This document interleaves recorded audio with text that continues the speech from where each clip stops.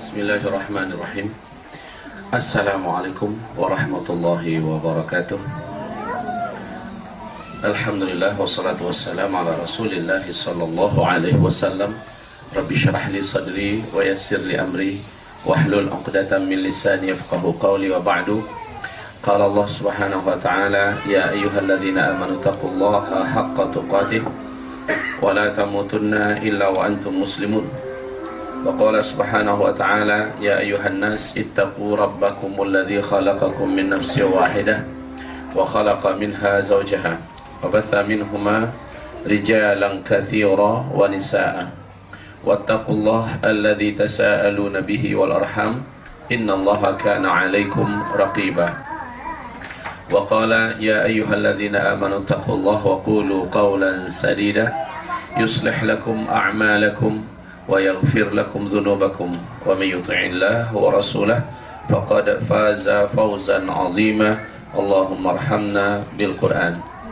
Wa qala an-nabi sallallahu alaihi wasallam, innamal a'mal binniyat wa innama likulli imri'in ma nawa faman kanat hijratuhu ila Allah wa rasulih fa hijratuhu ila Allah wa rasulih wa man kanat hijratuhu lidunya yusibuha awi mura'atin yankihuha fahijratuhu ila ma hajara ilaih wa ba'du. Ibadallah, ma'asyiral muslimin, hamba-hamba Allah sekalian yang kami muliakan. Semoga Allah Subhanahu wa taala memuliakan dan meninggikan derajat Bapak Ibu semua yang mempunyai niat mulia agar anak-anak kita ke depan adalah anak-anak yang menjadi pemimpin bagi orang-orang yang bertakwa dan pemimpin bagi negeri yang bertakwa. Agar anak-anak kita ke depan menjadi anak-anak yang didoakan oleh Nabi Ibrahim, waja'alna, dan jadikanlah kami Allah, dan jadikanlah dzurriyyatana, anak keturunan kami Allah, imaman, menjadi imam lil muttaqin, bagi orang-orang yang bertakwa, pemimpin. Baik hamba-hamba Allah yang kami muliakan,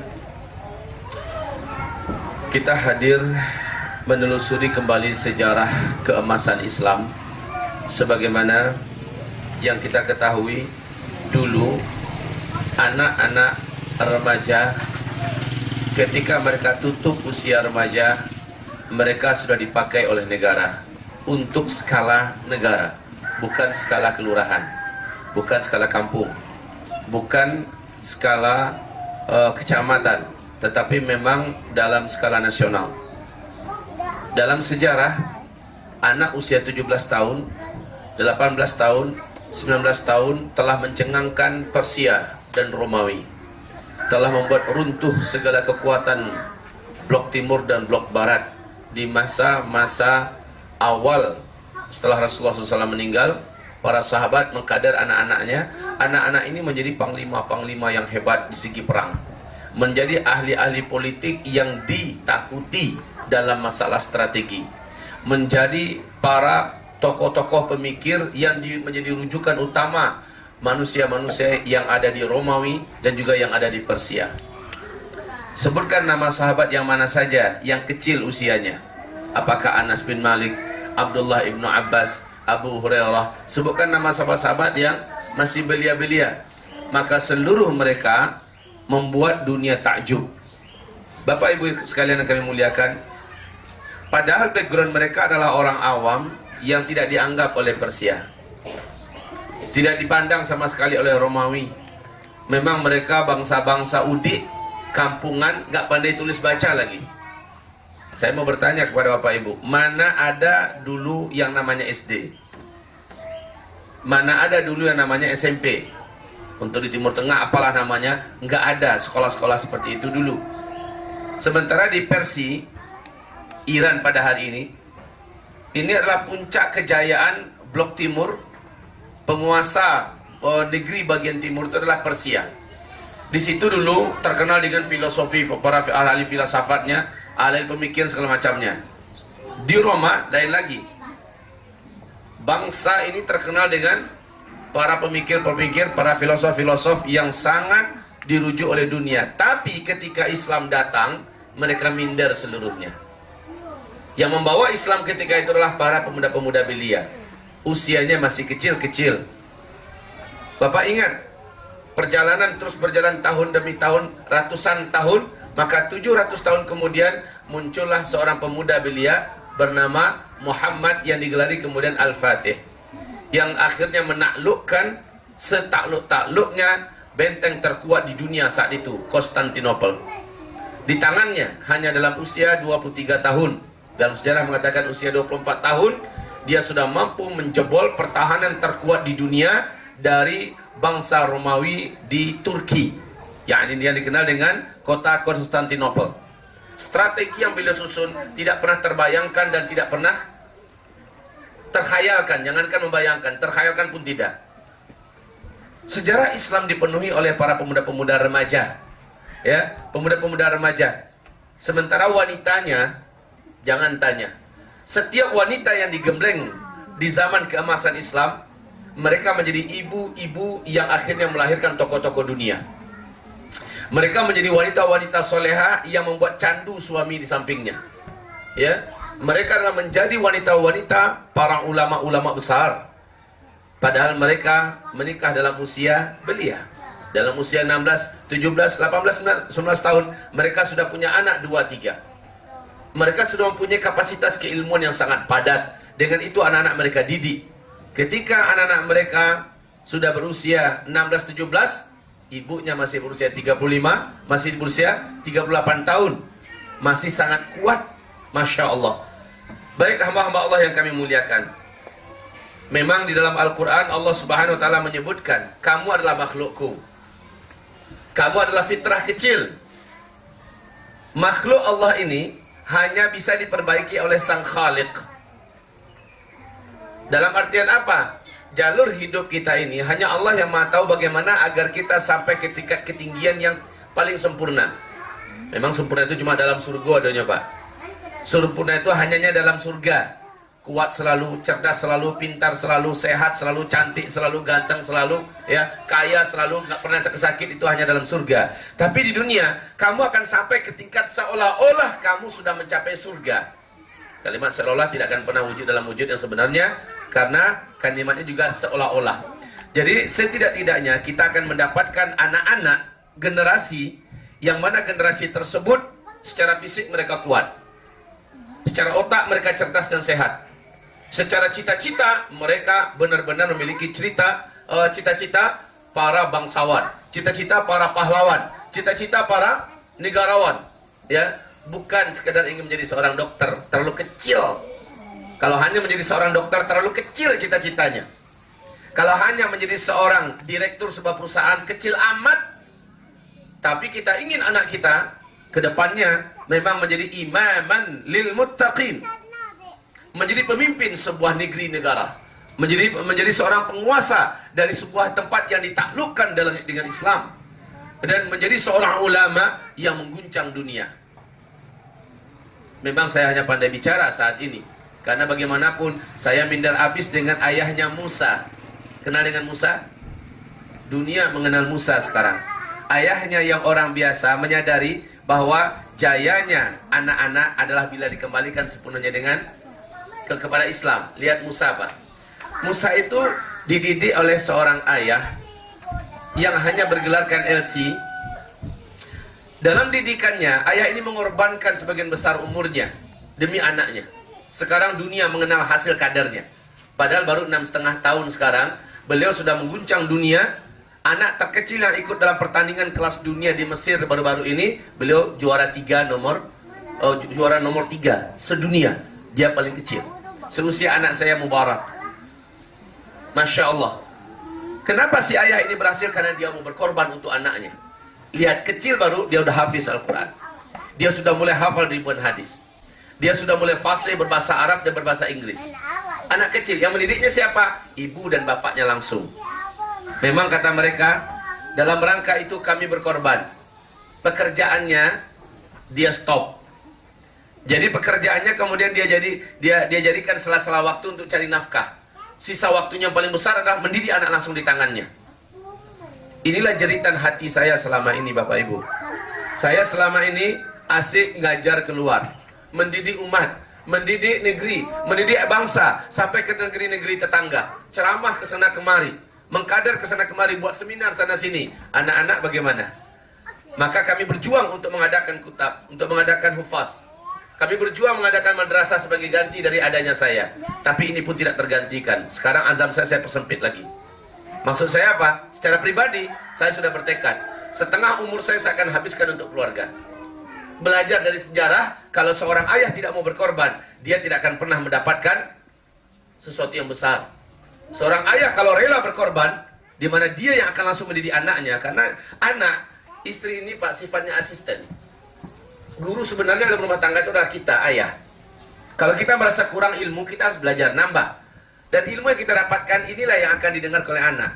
Power seorang ayah menjadikan anak itu disiplin. Power seorang anak menjadikan seorang ayah menjadikan anak ini lebih mendengarkan, lebih taat, lebih patuh. Tapi baik, sekarang kita berbagi tugas. Bapak mengakui saya belum sampai ke tingkat itu level iman saya Pak Ustadz.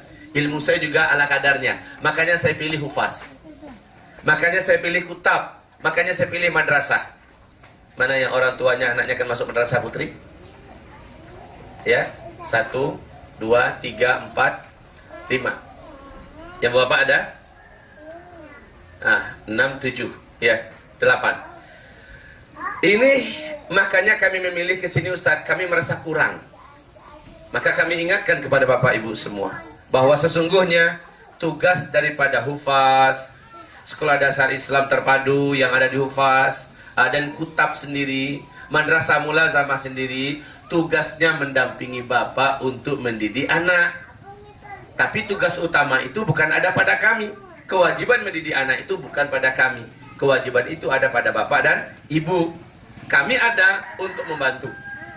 Kalimatnya membantu, makanya kita di hufaz ini agak unik Pak. Di hufaz, di madrasah mulazamah, uniknya adalah kami menyenderkan pendidikan ini terbesar pada kedua orang tua. Kami memberikan tapal. Kami memberikan dasar pijakan. Orang tualah yang akan mengajak anaknya menari di atas tapal itu. Mengajak anaknya bergerak di atas pijakan itu. Kami menyediakan fasilitasnya. Kami mendidik anak adab. Adab itu jalannya di rumah. Ya, kami mendidik anak akhlak. Akhlak itu yang menerapkan ibu bapaknya di rumah. Ilmu yang sebenarnya akan didapatkan oleh anak adalah bagaimana ibu dan bapaknya. Bukan apa yang kami ajarkan. Kalau kami ajarkan A, ayahnya melaksanakan B di rumah, nggak jalan. Yakinlah nggak jalan. Kalau kami mengajarkan kalau sudah masuk panggilan azan, maka besarkanlah Allah, kecilkan semua yang lain. Sementara dia lihat orang tuanya ketika azan berkumandang masih main catur, masih asik bersenda gurau dengan permainannya, masih asik nonton, masih asik dalam hal yang melalaikan.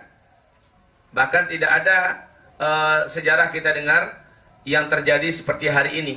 Anaknya yang ngajak anaknya ngajak bapaknya, ayah, abi, papa, ayolah ke masjid orang dah azan, kamu aja duluan. Kebalik habis ini zaman. Bagaimana kita akan punya anak, di mana anak itu akan merubah dunia, sementara orang yang dia contoh, dia tidak dapatkan di lingkungannya. Kami di sini hanya mendampingi. Baik hamba-hamba Allah yang kami muliakan. Seandainya di tangan Bapak ada makalah? Coba perhatikan firman Allah Subhanahu wa taala di dalam Al-Qur'anul Karim berikut ini. A'udzu billahi minasyaitonir rajim. Perhatikan halaman 2. Allah berfirman, "Wa idz qala rabbuka lil malaikah inni ja'ilun fil ardi khalifah." قالوا أتجعل فيها من يفسد فيها ويسفك الدماء ونحن نسبح بحمدك ونقدس لك قال إني أعلم ما لا تعلمون اللهم ارحمنا بالقرآن وصدق الله العظيم. Artinya, ingatlah ketika Rabbmu berfirman kepada seluruh para malaikat, sesungguhnya aku hendak menjadikan seorang khalifah di muka bumi. Mereka berkata, mengapa engkau hendak menjadikan khalifah di muka bumi dari seorang yang hanya akan membuat kerusakan padanya dan menumpahkan darah? Padahal Kami senantiasa bertasbih dengan memuji Engkau dan mensucikan Engkau. Allah berfirman, dengar jawaban Allah ini. Allah berfirman, Inni a'lamu ma la ta'lamun. Sesungguhnya aku mengetahui apa yang tidak kamu ketahui. Hubungannya apa? Bapak, Allah ciptakan kita di muka bumi ini, targetnya menjadi khalifah. Khalifah itu artinya adalah para pemimpin, bukan jadi rakyat. Afwan, kalau Bapak tahu, Ibu tahu, berapa jumlah orang beriman di muka bumi ini? Dari seluruh orang Islam kan jumlahnya 1,7 miliar sekarang, ya. Dari seluruh orang Islam, paling-paling orang berimannya hanya ada, ini kalau paling-paling ya 5-10% itu paling banyak itu orang berimannya dari seluruh orang Islam. Kalau begitu 1,7 miliar, kalau kita ambil 5%-nya berarti kurang lebih 7,5 juta. 7,5 sampai 8,5 jutaan. Hanya kurang lebih segitu orang beriman. Dan ini akan mengisi dunia, berarti mereka lah khalifahnya. Begitu maksudnya. Supaya mereka layak menjadi khalifah, karena tidak semua orang beriman pula diisi. Kalau semua orang beriman diisi, maka dia yang akan menjadi khalifah itu. Ingat ya, target Allah menciptakan kita adalah untuk menjadi khalifah. Kita ini siapa? Orang beriman. Orang beriman ini siapa? Pilihan dari orang-orang Islam. Kan para ulama kita sepakat mengatakan jenjang seseorang dalam beragama ini ada 3. Muslim, mukmin, dan muhsin. Nah, kalau muslim ini orang Islam kebanyakan, perangai mereka banyak yang tidak sesuai dengan Islam. Banyak maksiat yang dia buat, banyak pelanggaran, perintah-perintah Allah banyak dilanggar, masih banyak melecehkan agama, masih banyak melakukan hal yang dimurkai oleh Allah. Ini orang Islam. Kebanyakan di sisi penjara mana? Saya keluar masuk penjara nih, Pak. Orang-orang yang banyak dalam penjara, kebanyakan itu orang Islam. Pengedar narkotika siapa? Kebanyakan orang Islam. Sekarang ini ya, sekarang ini untuk di Indonesia maksud saya, itu di Indonesia. Kalau di Texas lain lagi, di Meksiko memang orang muslim semua. Tapi setidaknya di Indonesia, ya, betapa banyaknya wanita muslimah yang tidak mau menggunakan jilbab. Kalau ada yang menggunakan jilbab, jilbabnya pun bukan jilbab syariat, tapi jilbab jadi-jadian. Kemudian betapa banyaknya para istri yang masih biasa merasa suaminya tidak pantas ngaturnya. Suaminya tidak pantas untuk ditaati karena dia dengan suami selevel. Betapa banyak pada hari ini wanita merasa dirinya lebih pantas mengatur rumah tangga daripada suaminya. Masih banyak pada hari ini para ibu-ibu yang penting anak saya dapat makan minum, nggak peduli makanannya halal atau haram. Yang masih membuka aurat kemana-mana, mayoritas muslimah kita tidak menutup jilbab. Ini masuk kemarin ini sudah orang istimewa ini. Baik, Bapak Ibu sekalian yang kami muliakan, dari sekian banyak orang-orang ini memang sedikit yang Allah pilihkan menjadi orang beriman. Lah, orang beriman ini kalau dibekali dia dengan bekal, dialah yang layak menjadi khalifah itu. Nah, khalifah yang seperti ini kata Allah, untuk itu aku jadikan mereka di dunia. Inni ja'ilun fil ardi khalifah. Aku ingin jadikan di muka bumi seorang khalifah. Mereka berkata, ya Allah, apakah engkau akan ulangi sejarah berdarah di muka bumi? Kata para malaikat, akan kembali terjadi penumpahan darah, kerusakan di mana-mana. Kenapa para malaikat berani ngomong seperti ini, Bu? Terbukti sebelum manusia diciptakan, sebelum Adam diciptakan, yang terlebih dahulu menghuni bumi ini adalah bangsa jin. Saat itu bangsa jin masih berwujud kasar, belum gaib seperti sekarang. Bangsa jin ini memang kerjaannya membuat pertumpahan darah di mana-mana, membunuh, membunuh perang sesama mereka. Bahkan ketika Allah mengutus para nabi dan rasul dari kalangan bangsa jin, mereka bantai para nabi dan rasul itu. Mereka membuat kerusakan di timur dan di barat, di utara dan selatan. Inilah kerjaan para bangsa jin di muka bumi. Saat Allah perintahkan para malaikat bala tentaranya di langit, habisi seluruh jin. Biarkan yang selamat, yang lari ke hutan-hutan, yang lari masuk sembunyi ke gua-gua, ke gunung-gunung, ke lembah-lembah, ke pulau-pulau. Biarkan mereka yang selamat. Tapi yang ketemu, habisi semua.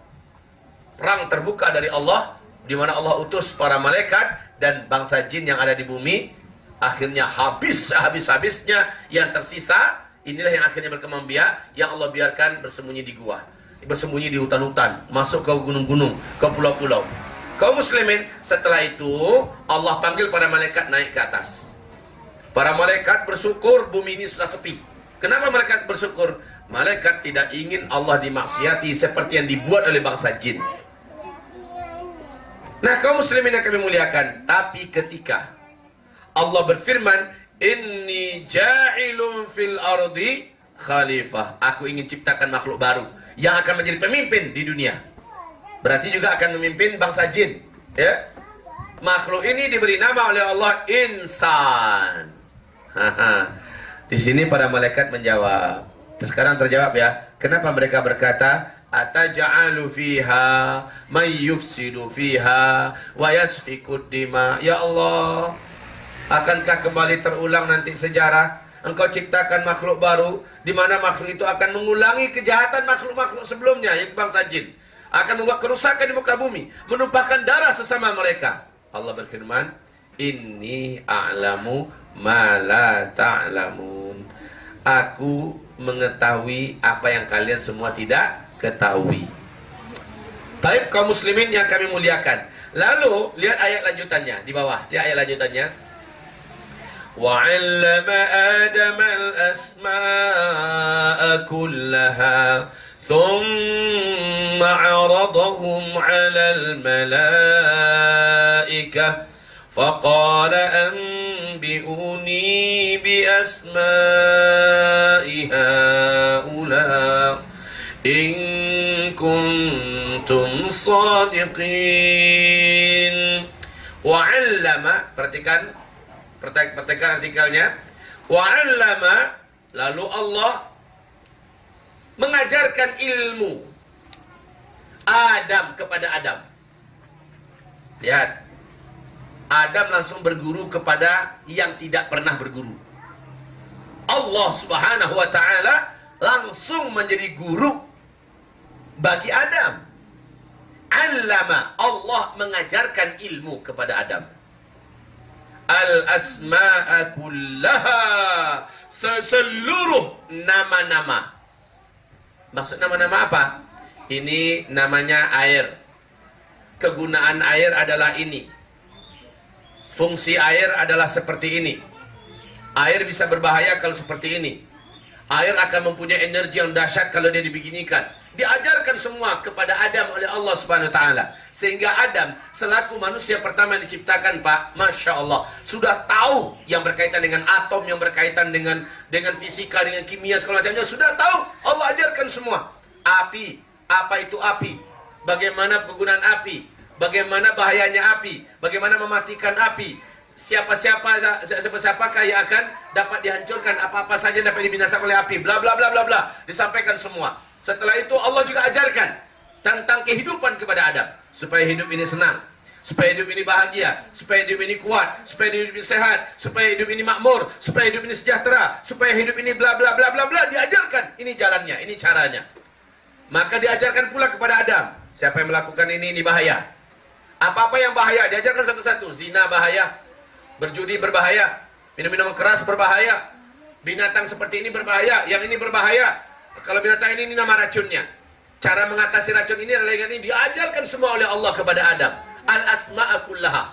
Semua nama-nama yang pernah ada sampai hari kiamat, Adam dah tahu duluan. Jadi kalau ibu mau tahu siapakah orang paling pintar di dunia ini, Adam. Kenapa? Adam langsung Allah yang ajarin. Tapi lebih istimewa daripada itu, Allah mengajarkan kepada Adam syariat.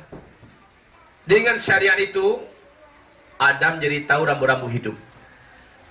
Dengan syariat itu, Adam jadi tahu tujuan hidup. Dengan ilmu syariat yang diajarkan oleh Allah kepada Adam itu, Adam akhirnya tahu harus buat apa dalam hidup.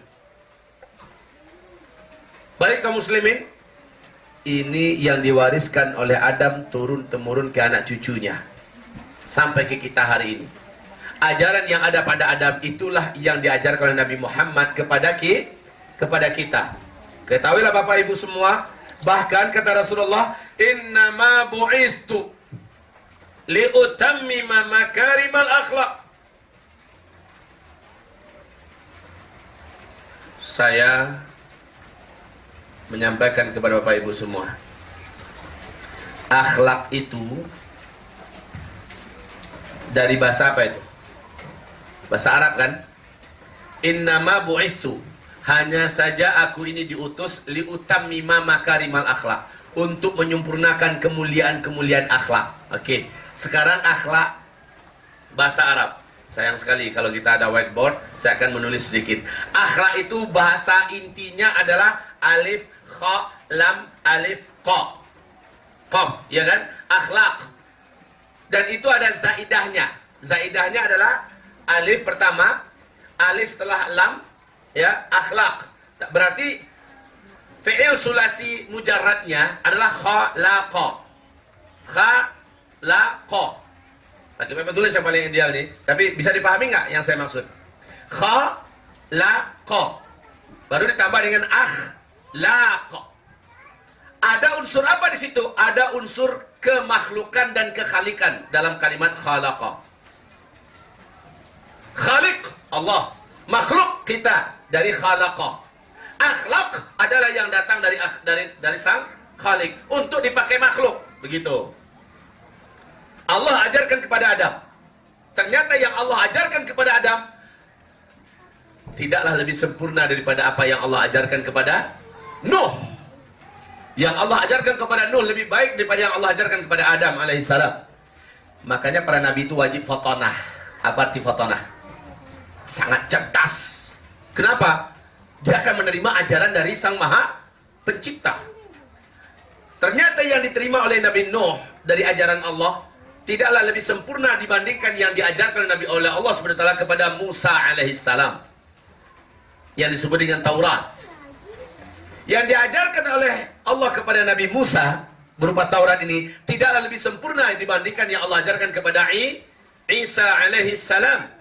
Sehingga kita dengar bahwa yang diajarkan kepada Nabi Musa Taurat disebut dengan Al-Ahdul Qadim, perjanjian lama. Sementara yang ada di Nabi Isa adalah Al-Ahdul Qadim wal Ahdul Jadid, perjanjian lama dan perjanjian baru. Pernah dengar nggak istilah ini? Lebih lengkap. Sementara kata Rasulullah, "Hai Musa, kamu lagi baca apa?" "Saya lagi baca lembaran-lembaran Taurat." Apa kata Rasul? "Musa, apa engkau enggak maaf, hai Umar, apa engkau tidak update berita ya? Apakah engkau tidak mengikuti perkembangan?" Yang diajarkan oleh Allah kepada Musa dibandingkan yang dengan saya, Umar, kagak ada apa-apanya tuh yang kepada Nabi Musa. Walladzi nafsi biyadih, demi yang jiwa saya ada di dalam genggaman tangan Allah, kata Nabi Muhammad kepada Umar. Lau anna Musa hayyan baina adhhurikum ma wasi'ahu illa tiba'i. Kalaulah Musa hari ini hidup, dia akan menjadi salah seorang di antara kalian, menjadi pengikut saya, menjadi murid saya. Ngapain ente baca Taurat? Al-Quran yang ada di tangan saya, hai Umar, sempurna. Inilah kitab yang paling padat dengan keilmuan. Sempurna. Tentang masalah langit dibahas dalam Al-Quran. Tentang masalah antariksa dibahas dalam Al-Quran. Tentang masalah gunung, masalah awan dibahas oleh Al-Quran. Tentang masalah tanah, tanaman, tumbuh-buahan dan hewan ternak dibahas oleh Al-Quran. Tentang masalah tijarah, bisnis dibahas oleh Al-Quran. Maka apa? Aneh kalau ada anak kecil. Kalau ada anak kecil, sempat awal-awal hidupnya dia menyelesaikan dulu Al-Quran, dia akan langsung diangkat menjadi doktor untuk kelas dunia. Dan ini terbukti. Digelari dengan doktor terbaik nomor 1 dunia sekarang ini. Di Mesir. Kenapa demikian? Dia bukan hanya hafiz Al-Quran 30 juz. Tapi dia juga hafiz kitab Sahih Bukhari dan Sahih Muslim. Dan dia juga menguasai banyak hadis-hadis yang ada dalam Kutubus Sittah. Kitab hadis yang 6. Dia menguasai matan ini, matan itu. Dan dia menguasai tentang seluk-beluk ilmu. Padahal dia kecil. Dari mana dia menguasai? Bersumber dari Al-Quran. Akhirnya dunia mengakui. Orang berlomba-lomba ingin membeasiswainya. Kecil baru sudah menjadi doktor. Lihat ya. Anak kita baru akan jadi besar. Baru akan jadi dikenal oleh dunia. Dipuji, dipuja, disanjung, dimuliakan tingkat dunia. Kalau dia bersama Al-Quran. Kalau diajarkan Al-Quran dari dini. Maka insya Allah anak kita akan menjadi alim, orang yang berilmu. dan mengalahkan orang-orang profesor-profesor yang ada di tingkat Indonesia. Coba lihat, profesor yang ada di tingkat Indonesia terkenal nggak kayak Musa di tingkat dunia? Nggak ada. Banyak profesor sakit gigi. Nggak dikenal, bahkan di kampusnya pun nggak dicintai. Kenapa? Cuma gelar doang yang punya. Profesor, doktor. Kalau ngomong memble. Ngomong suaranya nggak kedengaran. Gelar dapat. Paling-palingnya hanya dapat gaji 1 bulan, 4.500.000, 5 juta. Hanya segitu aja. Kecil amat hidup ini. Dia nggak dikenal. Tapi kalau dia dengan Al-Quran, kecil aja, udah Masya Allah. Kaum muslimin yang kami muliakan. Hufaz bercita-cita seperti itu. Kutab yang sudah dibangun oleh Hufaz, dan ini masuk tahun kedua ya. Bercita-cita membesarkan kembali generasi kita yang lahir dari tulang sulbi bapak. Yang lahir dari rahim ibu-ibu. Hufaz ingin kembalikan mereka kepada sejatinya akhlak, yaitu Al-Quran. Dengan itu mereka menjadi makhluk yang paling besar, paling tinggi, paling mulia, paling agung di muka bumi. Biarlah ayahnya orang biasa mau diawak. Akan tapi anaknya luar biasa, indah mau diawak. Bapak ibu yang kami muliakan, yang penting tugas bapak ibu sekarang, cari rezeki yang halal, titik. Dan di rumah berikan teladan, beserta adab yang sempurna. Agar tuh anak, insya Allah ta'ala, dialah yang akan mengharumkan nama bapak di dunia. Belum apa-apa lagi, seperti kata orang-orang tua yang anaknya sudah melejit tingkat dunia, sekarang kamilah yang dinafkahi oleh anak kami. Kami yang dinafkahi oleh anak kami. Padahal anaknya masih ketek-ketek baru. Allah lu mengamangalelah anaknya memelanjui. Dengan apa? Masya Allah kaum muslimin yang kami muliakan. Kalau saya menyebutkan kepada bapak ibu, perjalanan hidup anak-anak kecil yang hari ini sudah menjadi anak-anak Al-Quran, mereka mendapatkan belanja yang tidak tertanggung-tanggungkan, ya. Tidak tanggung-tanggung maksudnya. Ya. Tidak tanggung-tanggung dapat belanja. Orang-orang kaya dunia berlomba-lomba ingin menyekolahkan. Berlomba-lomba ingin nitipkan belanja. Berlomba-lomba ingin nitipkan uang sekolah, uang beasiswa, uang segala macamnya. Ya. Dia perlu apa tuh anak? Kasih. Orang-orang di dunia berlomba-lomba melihat anak-anak Al-Quran. Sekarang ini makin jadi anak kita ke Al-Quran, makin banyak orang-orang jatuh cinta kepada anak kita. Akhirnya orang tua bisa membelikan lahan, bisa membelikan ini. Maaf ini baru di dunia ya. Di akhirat, tidak ada orang tua yang paling beruntung melebihi anak-anaknya menjadi anak-anak Al-Quran ketika hidup di dunia. Sekali lagi, Hufaz punya azam di situ. Hufaz punya azam menjadikan anak-anak bapak ibu menyelamatkan bapak sampai ke akhirat, bukan hanya sekedar di dunia. Bapak tahu? Satu-satunya anak yang diberikan wewenang oleh Allah menyelimuti dan membungkuskan pakaian jubah kehormatan dan mahkota kebanggaan di akhirat nanti hanyalah anak-anak yang hafiz Al-Quran. Hafiz Al-Quran. Bapak belum bangga deh punya anak kalau anaknya belum hafiz. Nggak bangga. Kalau masih doktor tapi belum hafiz Quran, jangan bangga dulu. Tuh anak belum tentu bisa menyelamatkan kita di akhirat. Bisa jadi setelah tua kita dimasukkannya ke panti asuhan. Panti asuhan apa? Panti jompo. Hah? Belum apa-apa, dia sudah pandai menghargai. Bapak pendidikannya rendah kan? Jadi jangan banyak ngatur saya lah. Saya lebih tahu tentang hidup ini pada bapak. Masya Allah. Emaknya nggak dihargai. Mak jangan maju ke depan ya. Mak jangan keluar dari bilik. Malu mak kita mak. Wajah mak udah majak kampungan. Nanti mak kalau ngomongnya orang kampung. Nggak pantas mak di level ke tamu-tamu saya nanti. Udah berani anak-anak sekarang ngomong gitu sama maknya. Belum lagi sukses jadi orang besar. Udah kayak gitu sama ibu bapaknya.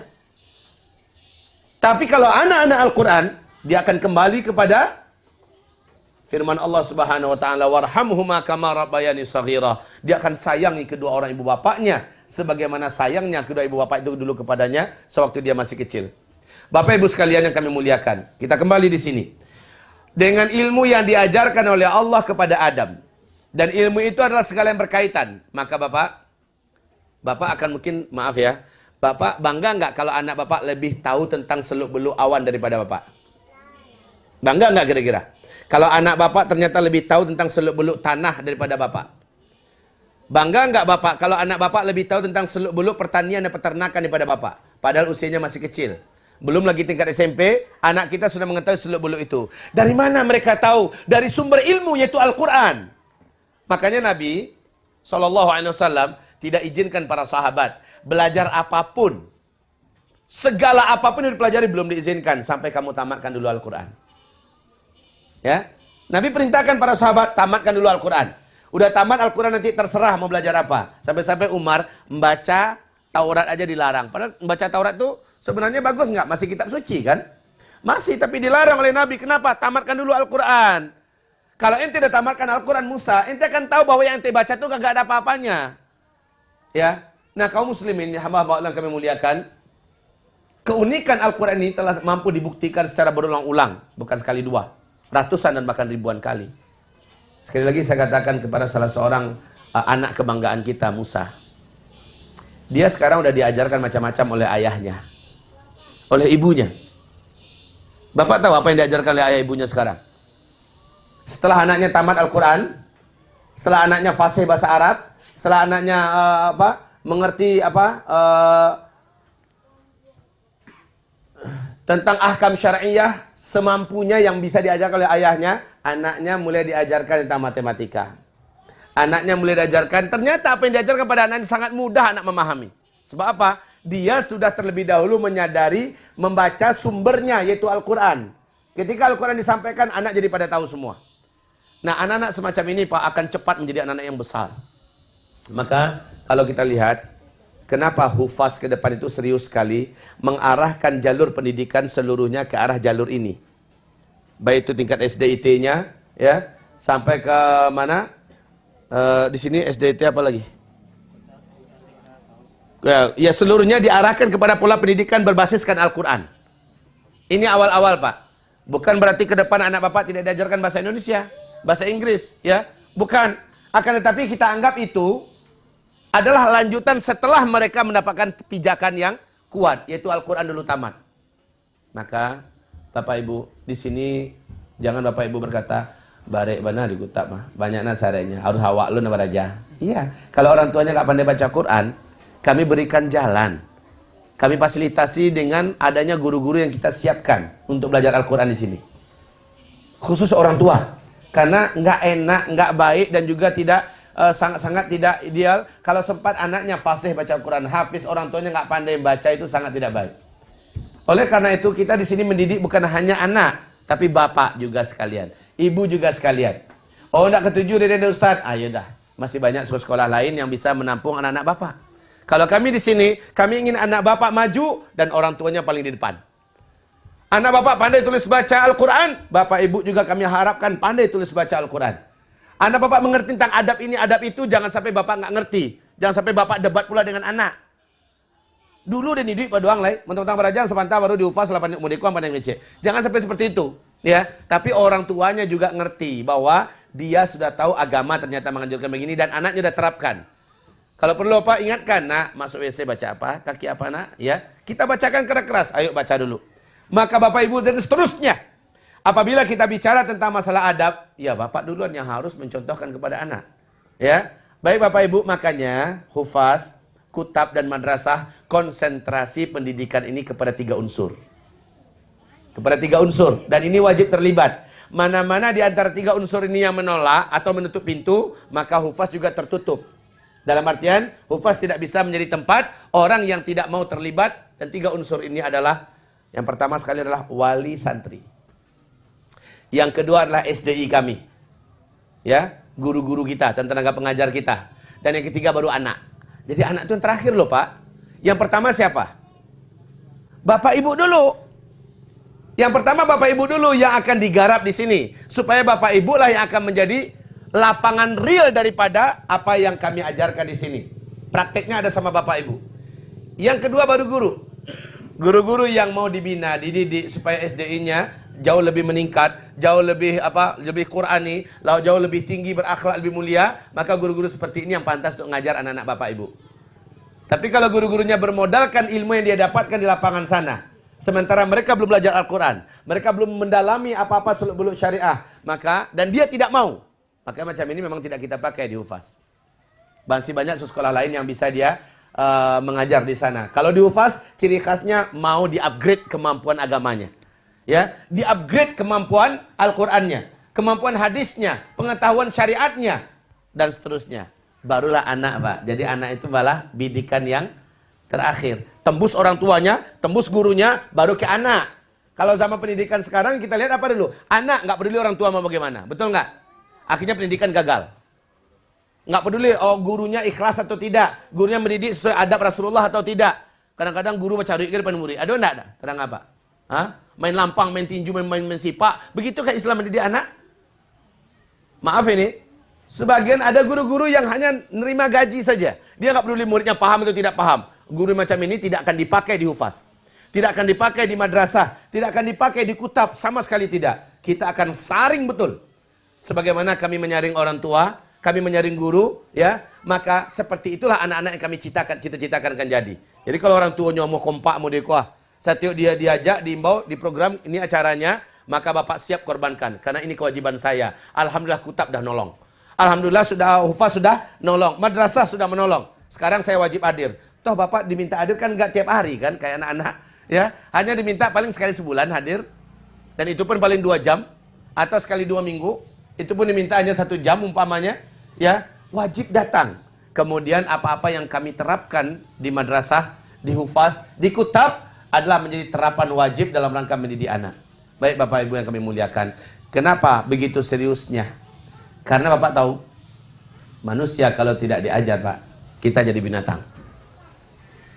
Dan kita tidak ada harganya. Anak-anak manusia yang dididik sekarang dengan pola pendidikan ala barat. Bu, Ibu ngaku nggak kalau pendidikan yang ada di Indonesia adalah pendidikan ala barat? Percaya nggak Ibu? Pola pendidikan yang ada di Indonesia, bahkan seluruh dunia hari ini adalah pola pendidikan ala barat.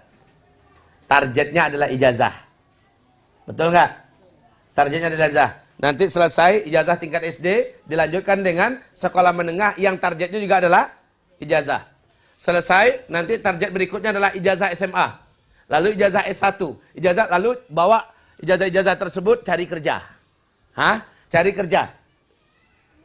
Zaman sekarang kalau nggak nyogok, kalau nggak menyuap sana-sini, nggak dapat. Jadi dari awal dia harus sudah memulai dengan hal-hal yang dimurkai oleh Allah Subhanahu Wa Taala. Isi kepalanya kosong, dadanya juga kosong. Kebanyakan tidak berakhlak. Saat dia diterima kerja, maka dia mulai memikirkan bagaimana dia kaya. Bagaimana dia sukses, bagaimana rumahnya jadi, mobilnya kebeli, bagaimana tanahnya lebar, bagaimana bla bla bla bla. Akhirnya manusia hidup menjadi budak-budak dunia, mengejar bangkai-bangkai dunia, tidak lebih daripada itu. Dia tidak punya masa depan akhirat, nggak punya. Segelintir kecil orang-orang tua yang mengerti perkara ini. Orang tua udah cukup merasa bangga kalau anaknya udah menjadi seorang dokter, karena itu kontrak kaya.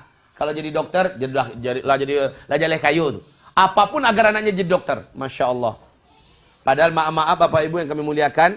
Saya yang berjumpa dengan para dokter spesialis yang udah berhenti, yang udah taubat jadi dokter. Dan mereka mengatakan, ambo maraso, ijazah ambo dulu, lah salah ambo ambil. Sabananya indak di ijazah dokter ambo dah. Tetapi harusnya ambo menjadi seorang ulama.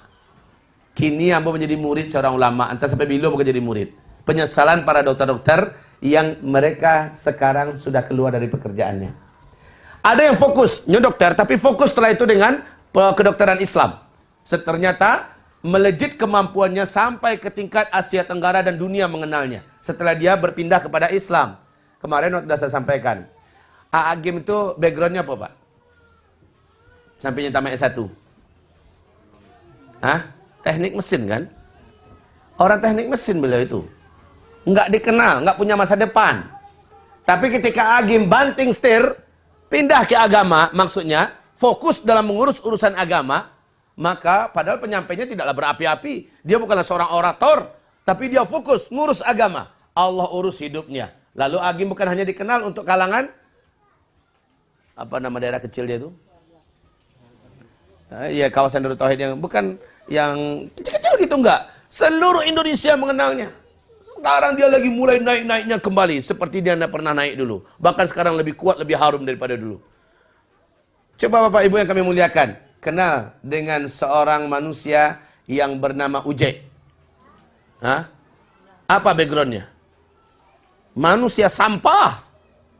Zainuddin MZ apa backgroundnya? Maaf? Ketika mereka banting setir, apa yang terjadi? Ari Ginanjar, apa backgroundnya? Kenal Ari Ginanjar? Pendiri ESK. Dunia sekarang mengenalnya setelah dia banting setir, padahal dia pengusaha biasa. Sekali lagi saya katakan, hanya agama yang mampu menjadikan seseorang naik setinggi-tingginya. Bahkan dia membuka lahan kerja. Dia membuka lahan usaha buat manusia yang sangat banyak. Pak, ambo kan tamek pesantren kok. Kawan-kawan ambo yang sama tamek yang begini dima-dima mereka jadi pemimpin sekarang. Di mana-mana se-Indonesia ini terdengar oleh kawan saya di Lampung, dia sudah menjadi rektor. Kawan saya di Dianur, dia sudah jadi ini, sudah jadi ini. Kawan saya yang ada di Aceh, kawan saya yang ada di Medan, mereka sudah jadi orang-orang hebat memimpin rata-rata, padahal backgroundnya pesantren. Saya belum temukan kawan saya yang backgroundnya pesantren hari ini yang ada pengangguran, yang terlantar, nggak ada. Rata-rata memimpin, Pak. Maka yakinlah, siapapun anaknya dididik dengan benar, dengan agama dari sejak dini ini, ke depan dia akan menjadi pemimpin. Makin serius dia dididik dengan benar dari sejak kecil ini, maka makin tinggi jabatan yang akan diamanahkan oleh Allah kepadanya. Bacalah sejarah, kita akan temukan dalam sejarah, para pemimpin-pemimpin besar dunia diisi oleh anak-anak yang sejak usia 5 tahun ke atasnya, mereka sudah dididik dengan Al-Quran. Dan mereka lah yang mengguncang dunia pada akhirnya. Itu tidak mustahil ada terjadi pada anak kita, Pak. Tidak mustahil akan terjadi pada anak bapak, anak ibu, anak saya. Hanya saja kita perlu berkorban. Pengorbanan yang serius dari bapak ibu. Saya bertekad anak saya menjadi anak besar dunia akhirat. Dan saya tertolong di dunia akhirat. Sabananya. Umur apa berapa begini, Pak? 35 kok. Pas umur Umar bin Khattab dibaiat oleh Nabi menjadi seorang muslim. Usia beliau baru kok. Umar bin Khattab kok memang begundal pasah. Ya, jago gulat, selalu juara di ring tinju, tidak terkalahkan. Tapi setelah Umar masuk Islam, hanya 23 tahun digembleng dengan Al-Quran dan Sunnah oleh Nabi, bagaimana yang terjadi? Michel Jihad menulis buku 100 tokoh paling berpengaruh di dunia, Umar masuk yang nomor 5-nya. Umar masuk nomor 5 mengalahkan Isa malah, Isa alaihissalam. Lihat Abu Bakar, usia 38 tahun. Usia 38 tahun. Dia baru berbaiat kepada Nabi masuk Islam. Lalu bagaimana jadinya Abu Bakar As-Siddiq? Manusia yang dinobatkan oleh Nabi SAW sebagai wazirnya. Orang terbaik nomor 1 di dunia secara mutlak setelah Nabi Muhammad SAW. Abu Bakar. Dengan apa Abu Bakar dididik oleh Nabi? Dengan Islam, dengan Al-Quran, dengan Sunnah. Tidak dengan yang lain-lain. Bapak Ibu yang kami muliakan. Anak Bapak Ibu Alhamdulillah ketik baru. Kau baramunya baru, Bu?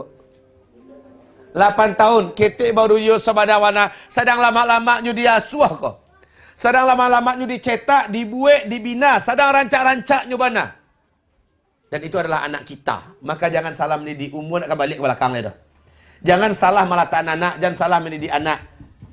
Ketik, tapi bisanya menjadi manusia-manusia yang mempunyai arti besar untuk kelas dunia. Sekali lagi yang mengecekkan, itu hanya masuk-masuk apa ibu. Karena kita punya harapan. Karena anak-anak kita masih kecil.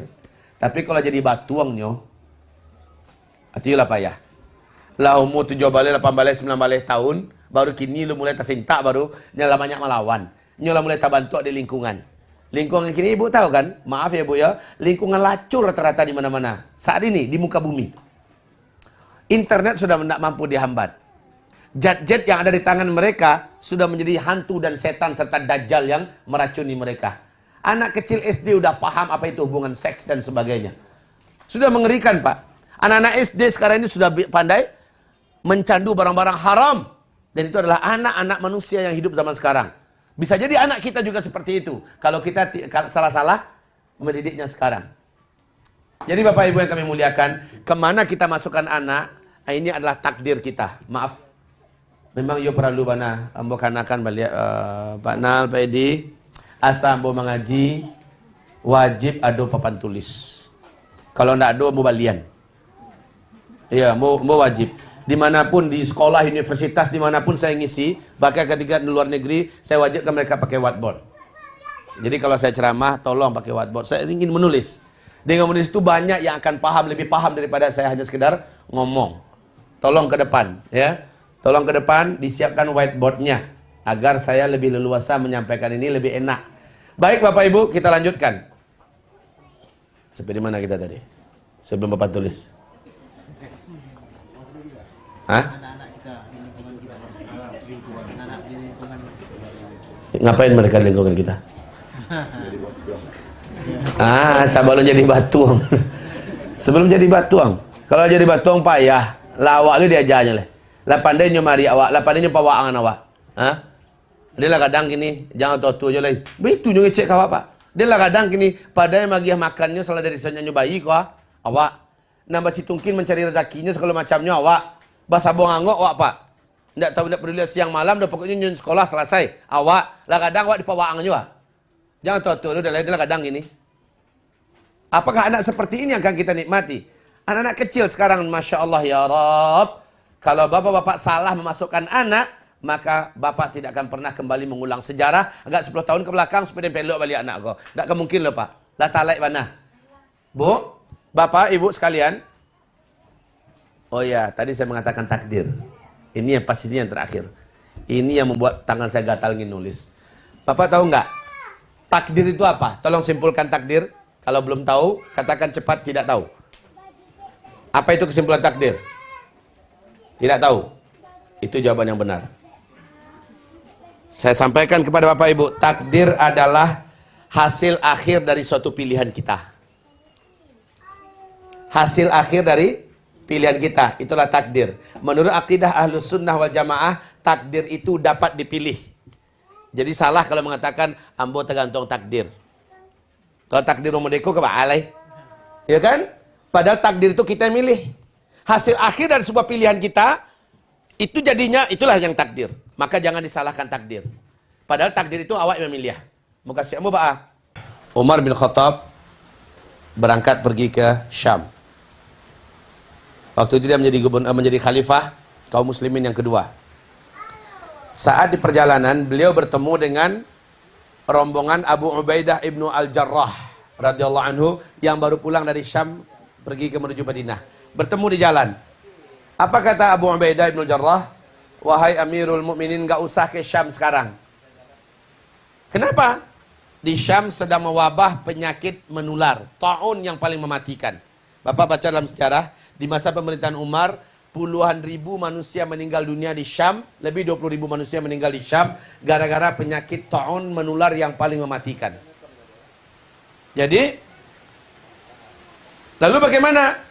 Menurut kami jangan masuk dulu, wahai Amirul Mukminin, tunda saja keberangkatan sampai wabah penyakit tersebut sudah hilang. Maka Amirul Mukminin Umar bin Khattab instruksikan, seluruhnya tegakkan tenda di sini. Saya akan minta pendapat dan musyawarah satu malam ini dan juga istikharah. Maka tegak tenda malam itu, Umar mengajak musyawarah. Dipanggil muhajirin senior-senior, bagaimana menurut kalian? Sebagian besar mereka mengatakan, nggak usah dilanjutkan ke Syam, kita balik ke Madinah. Investigasi masalah pemerintahan segala macamnya bisa tahun depan dan seterusnya. Sampai mereda dan hilang wabah penyakit itu. Dipanggil Ansor yang senior, juga gitu. Mereka bilang, nanti saja, kita tunda saja. Lalu Umar bin Khattab istikharah malam harinya. Dalam istikharahnya, bulat hati Umar untuk balik ke Madinah. Balik ke Madinah. Padahal di tengah jalan gua. Nah kalau sebagian awak, prinsipnya kini bahaya. Nggak ada cerita balik-balik dah. Dengan terjadi taruh.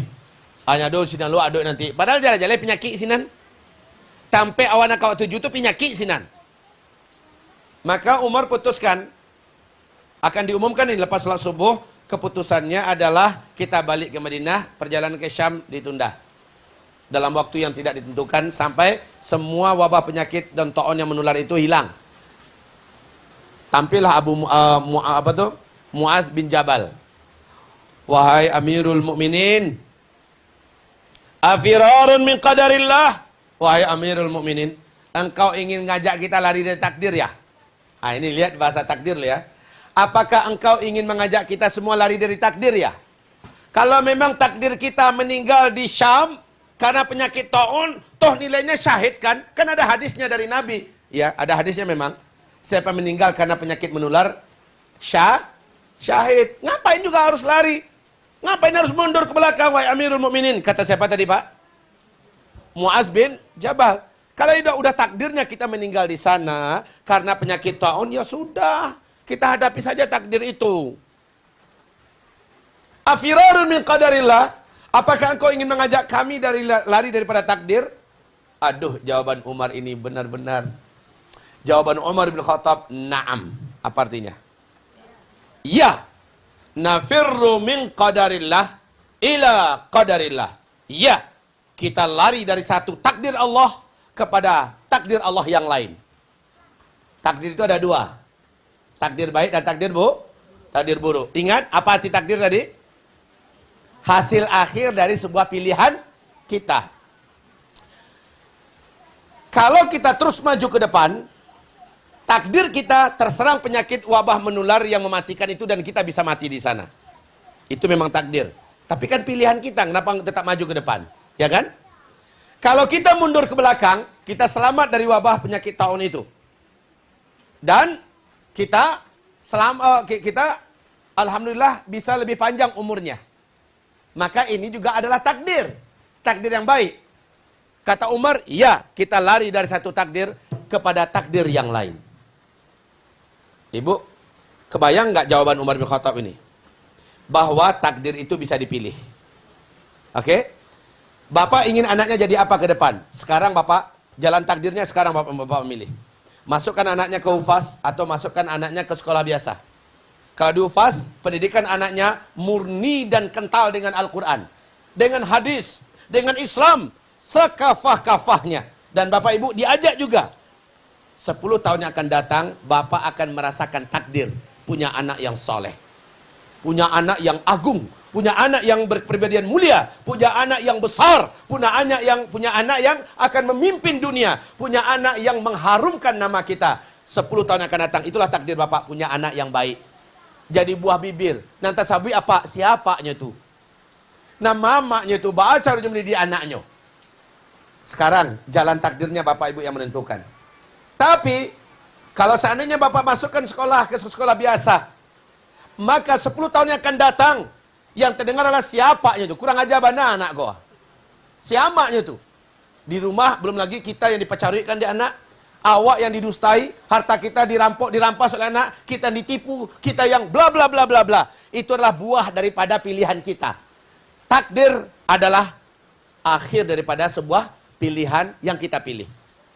Pak, Ibu, kenapa Nabi mengatakan saat datang seseorang kepada Nabi bertanya, "Ya Rasulullah, apakah kewajiban seorang ayah kepada anak?" Nah, ini pertanyaan sahabat ini pada Nabi. Jawaban Nabi apa? Kewajiban seorang ayah kepada anak, carilah ibu yang baik. Ini dulu yang pertama. Carilah calon ibunya yang baik. Maaf, kalau kita ketemu wanita yang tidak berakhlak, tidak beragama, hanya mengandalkan cantiknya, hanya mengandalkan kayanya, anak yang akan lahir adalah anak dari tempat cetakan yang seperti ini. Maka ayujan akan jauh jatuhnya dari ya. Maka yang kewajiban pertama dari seorang ayah adalah carilah ibu yang baik. Itu yang pertama. Yang kedua, beri nama yang baik. Yang ketiga, berilah makan yang baik. Ini kewajiban ayah. Kenapa? Ini menentukan kepada takdir nanti. Kalau hafizah diperebutkan di mana-mana. Laki-laki yang hafiz, Pak, kemana-mana dia belajar di Timur Tengah, kemana-mana dia belajar masuk ke pesantren, masuk ke mana-mana perusahaan. Di masa sekarang ini, kalau tahu ini bos perusahaan, apalagi bosnya muslim, dia hafiz Quran, dia akan ditinggikan derajatnya. Kawan saya kaget, namanya Gultom. Saya kaget, kemarin baru dapat informasi waktu saya di Curug. Ternyata dia menjadi ustadz yang sangat dihormati dan paling didengarkan, dirujuk di Mabes TNI Pusat. Padahal dia kawan saya. Dia sekarang gabungnya di Mabes TNI sebagai ustadz yang dihormati di situ. Saya baru dapat informasinya kemarin. Waduh, kenapa saya waktu ngisi ceramah di sana nggak ketemu sama beliau? Ternyata beliau di divisi lain. Subhanallah, saya lihat ini. Bagaimana seorang ustadz, dia dimanapun berada, dia tetap diletakkan di tempat yang mulianya. Ya tentu saja selama ustadz itu tidak kucing aye. Ya, selama ustadz itu bukan indak lu buayo, isi kapalnya, isi banaknya cek piti saja. Kalau ustaz macam ini akan dihinakan oleh jamaahnya, akan dihinakan di mana-mana. Kita kembali Bapak Ibu yang kami muliakan, takdir itu adalah pilihan kita. Bapak ingin masuk surga? Iya Pak. Nggak usah ditanya oleh, jawabannya pasti yo. Kalau dia mengecek indak, wak usulnya ke gaduk gini. Ya, Bu, Ibu ingin jadi ratu bidadari surga?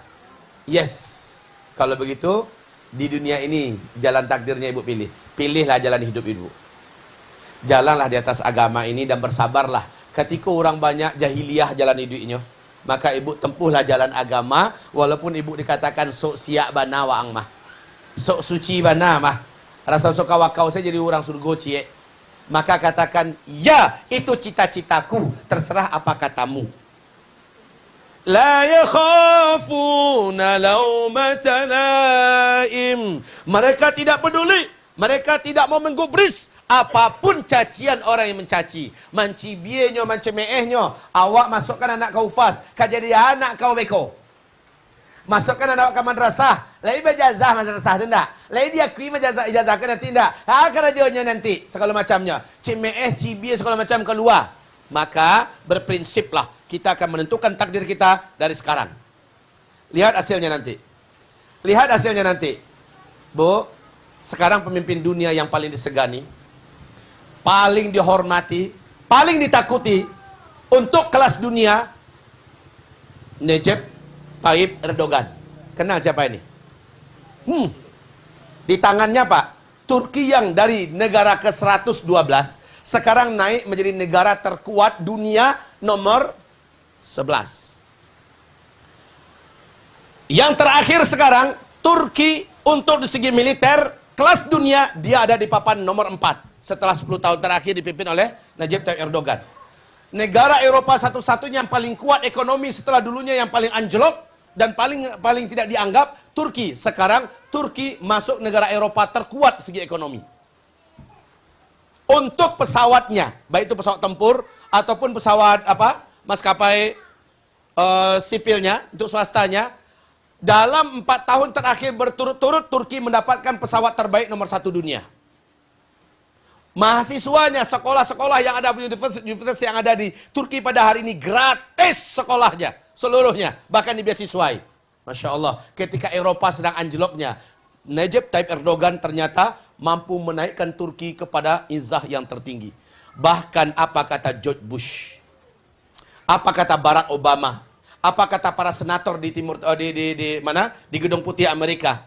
Khilafah itu mungkin akan tegak kembali di tangan laki-laki ini. Khilafah Islamiyah.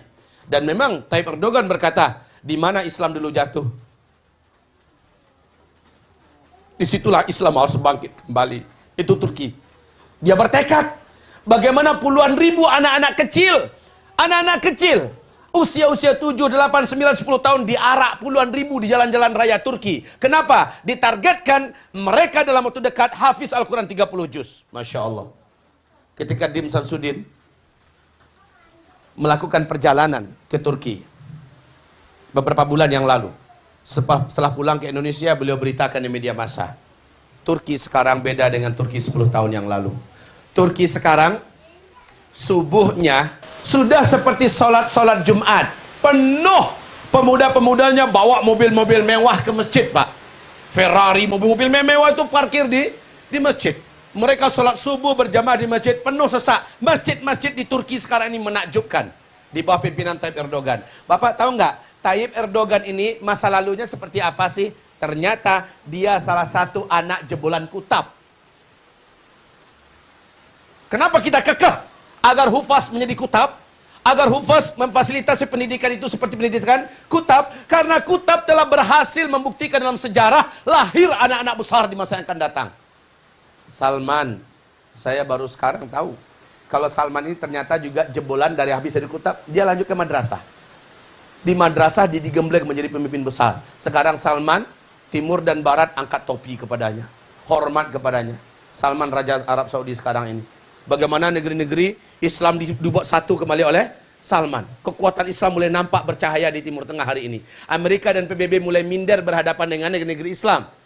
Siapa ini Salman? Ternyata dia dari 12 bersaudara, yang lain-lain ibu ya, dia adalah yang bintangnya. Kenapa dia jadi bintang? Ibunya kekeh mendidik Salman dengan agama. Beda dengan saudaranya seperti Fahad, Raja Abdullah, Raja Khalid sebelumnya. Seluruhnya beda. Salman memang dibedakan oleh ibunya, ibaratnya dipesantrenkan. Kalau bahasa kita, bahasa hadis, bahasa sejarah, dikutapkan, lalu dimadrasahkan. Dan bagaimana Salman sekarang? Kita lihat, sekali lagi, senantiasa sejarah mengulangi kembali kejadian yang sama ketika kita meniti jalan yang sama. Jadi Bapak masukkan anak Bapak. di madrasah, di kutab, di hufaz. Bapak masukkan anak Bapak lengkap dengan segala bau-bau Al-Qur'annya. Dan Bapak meleburkan diri di situ. Bapak akan melihat anak Bapak 10 tahun yang akan datang seperti apa. InsyaAllah ta'ala, at-tarikh yu'idu nafsah. Sejarah akan kembali mengulangi dirinya. Akan terulang kembali Pak. Dan itu dari anak Bapak yang Bapak nggak dikenal dunia sama sekali. Akhirnya Bapak akan dikenal kembali oleh dunia. Nama Bapak harum di langit. Nama Bapak, nama Ibu harum di langit. Akan menjadi buah bibir para malaikat. Dia beruntung jadi orang gaib. Beruntung jadi orang gaib. Elok mana nasibnya jadi orang gaib. Karena anaknya ternyata menjadi anak yang harum di bumi dan juga harum di langit. Dan itu sekali lagi hanya dengan pola pendidikan yang sudah dibuat langsung oleh Nabi. Kutab pola pendidikan yang Nabi langsung yang menjadi muasisnya. Kutab.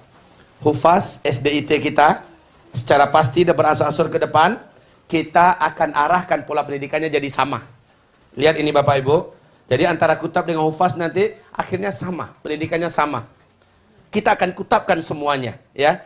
Dan insya Allah Ta'ala, Bapak Ibu, anak kita ketika kita akan ajak mereka berkompetensi nanti secara nasional. Kedepan kita ingin anak-anak kita ini akan menjadi anak-anak yang menjadi buah bibir di Indonesia. Hebat agamanya, hebat Al-Qur'annya, hebat hadisnya, hebat dan dahsyat ilmu dunianya. Insya Allah, mudah-mudahan cita-cita ini dapat dukungan penuh dari Bapak Ibu, ya. Sekali lagi, takdir ke depan kita sekarang yang menentukannya. Jangan salah memilih penentuan jalan ini. Bapak ketika hufaz punya peraturan banyak, Ibu, maka bersyukurlah. Dengan hufaz, Bapak Ibu jadi banyak lebih berubah. Ambo sejak masukkan anak ke hufaz, tabau ambo kinilah rajin bersembayang, kamu saja ilmu katu. Ada beberapa orang tua yang ngomong kayak gitu Pak. Sejak masuk anakmu di hufaz, ju ambo tabau. Rajin sembayang 5 waktu kamu saji. Allah elok-elok tontonan di rumah Pak, tidak sembarang menonton saja doh. Ya. Kenapa? Malah anak yang banyak mengingatkan. Malah anak yang banyak menegur agar emaknya nggak sibuk dengan chatting-chattingan, ya. Mak baca Quran, mak ajarkan Al-Quran, mak dengarkan setoran aku dong, segala macamnya. Akhirnya emaknya kebawa. Dulu jilbabnya asal-asalan, sekarang dengan anaknya masuk di hufaz, emaknya ikut kebawa menjadi orang yang disiplin dengan menggunakan pakaian jilbab syar'i. Inilah dia untungnya anak. Ketek baru lah tabaunya dia awak. Maaf ya, lah tabau awak denyo. Apalagi nanti lah kadang dia akan bawa kita ke surga. Bapak Ibu, hamba-hamba Allah sekalian yang kami muliakan. Setelah itu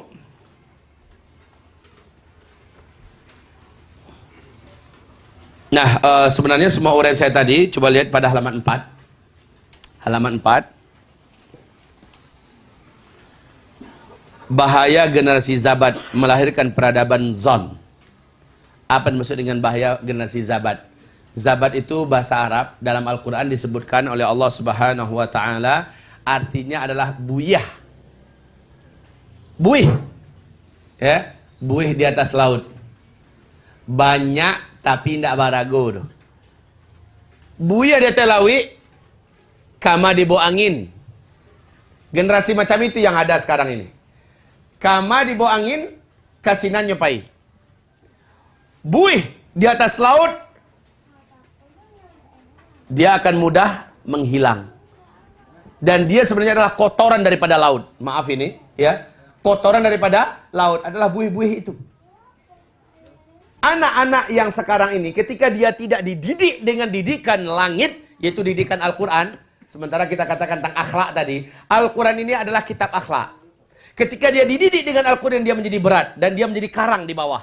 Lalu dia terus membesar menjadi karang yang tidak akan bisa diruntuhkan oleh ombak sekuat apapun. Oleh angin sekuat apapun, oleh hujan selebat apapun, oleh petir sehebat apapun, karang ini sudah dari bawah. Tapi kalau buyah, jangankan angin lah, jangankan hujan lah, jangankan patih lah, ya. Bapak Ibu, nggak ada apa-apain dia akan hilang sendiri, betul tidak? Memang tidak berharga, nyampah, generasi sampah yang bermunculan pada hari ini. Makanya apabila Bapak Ibu sekali lagi mempercayakan pendidikan anak Bapak Ibu kepada pendidikan ala warisan Barat, ala warisan kolonial, ala warisan Eropa dan Amerika, Pak, mereka saja hari ini sudah kehilangan generasi. Udah masuk generasi ketiga, Pak. Diyakini Amerika tidak punya masa depan. 10 tahun yang akan datang Amerika sudah tidak punya masa depan. Akan menjadi negeri paling kacau satu dunia ini. Gangster-gangsternya sudah ganas-ganas, Pak. Militernya bahkan sampai merinding bulu kuduknya berhadapan dengan mafia-mafianya. Mafia Cina punya, mafia Afrika punya, mafia asli Amerika punya, mafia ini, mafia itu. Dan mereka memang betul-betul lebih kuat daripada militer. Mereka punya senjata, mereka punya kekompakan dan kedisiplinan lebih hebat. Amerika sudah tidak punya masa depan. Eropa juga demikian. Secara ekonomi. Kenapa Pak? Ibu, sekarang Vatikan Roma, pausnya sudah meresmikan ekonomi Bank Dunia dan seluruh perbankan yang ada wajib menggunakan sistem ekonomi syariah. Bapak dengar berita ini enggak? Bapak dengar berita ini enggak? Sekarang di Inggris, di Perancis, setelah Paulus memutuskan bahwa wajib menggunakan sistem perbankan ekonomi syariah, maka seluruh bank-bank sekarang mulai. Kenapa? Hanya bank-bank berbasiskan ekonomi syariah lah yang dijamin mampu bertahan secara kokoh di atas panggung kehancuran ekonomi dunia saat ini. Dan memang betul Pak. Hari ini Cina, Jepang apalagi mensponsori. Jepang mensponsori bahwa perbankan, asas perbankan mereka hari ini adalah perbankan berbasis ekonomi syariah. Jepang, Cina juga sudah nggak malu-malu, ya. Jerman masih sedikit masih mau mengambil konsep Islam, tapi nggak mau pakai nama Islam. Padahal mereka nggak akan bisa menyembunyikan dengan istilah mudharabah, istilah musyarakah segala macamnya. Saat di ekonomi saja begitu tangguhnya Islam, maka bayangkan di bidang pendidikan, terbukti sepanjang sejarah. Sekali lagi, saya katakan, al-Islam ya'lu wala yu'la alaih. Islam itu paling tinggi dan tidak akan ada yang lebih tinggi daripada Islam. Secara perobatan, Islam akan mengungguli seluruh perobatan yang dunia buat. Secara peradaban, Islam paling atas dan belum pernah yang mampu mengalahkan peradaban Islam. Secara ekonomi sekarang, sudahlah, dunia sudah mengakui. Secara pernikahan yang paling solid, pernikahan yang paling kuat, yang paling tertib, yang paling adalah pernikahan dalam Islam. Ya, secara muamalat, secara pendidikan dan sebagainya, Islam sekali lagi adalah yang paling atas. Banggalah dan adalah kita salah seorang di antara para pemainnya. Mumpung masih punya anak, alhamdulillah. Yang masih sedikit anaknya tambah cepat. Biar lahir nanti anak-anak yang membuat Islam ini naik ke panggung, Pak. Pak, penutup dari saya, Bu. Masa depan dunia, kata CIA Amerika Serikat, masa depan dunia akan kembali dipimpin oleh khilafah Islamiyah. Aneh ya? CIA, intelijen Amerika Serikat, mengumumkan di New York Times, majalah paling bergengsi di Amerika Serikat, masa depan dunia ke depan akan kembali digenggam oleh khilafah Islamiyah.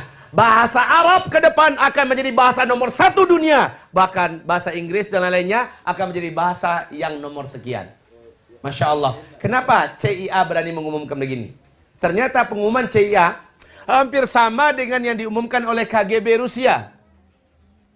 Kalau CIA mengatakan, Bu, tahu nggak tahun berapa menurut CIA khilafah akan muncul kembali di dunia dan memimpin dunia? Mereka mengatakan star khilafah Islamiyah di masa depan adalah 2020 yang akan datang. Sudah dekat, Pak. Pastikan anak-anak Bapak menjadi orang-orang yang mampu mengisi. Dan ini jelas anak-anak Al-Quran. Ini jelas anak-anak Al-Quran. Ketika anak-anak Al-Quran tampil dalam usia 16-17, mereka dalam sejarah, Pak, sudah pantas menjadi pemimpin. Sementara kalau kita sekarang baru tamat SMA, baru masih menjadi duri di keluarga, bro.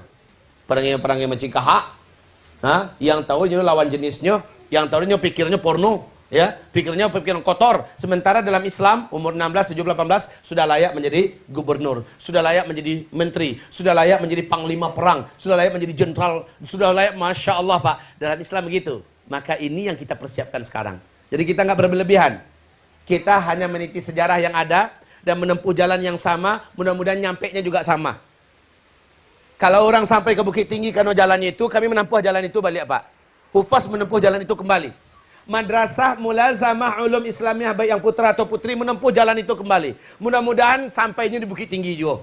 Tak mungkin jalan Bukit Tinggi kami tempuh sampai kami di Lintau. Ya, selama jalan yang ditempuh itu sama, insya Allah hasilnya juga akan sampai di tempat yang sama, insya Allah Ta'ala. Baik, inilah dia penyampaian saya pada hari ini yang dapat saya sampaikan khusus kepada Bapak Ibu. Tentukan dan putuskan sekarang.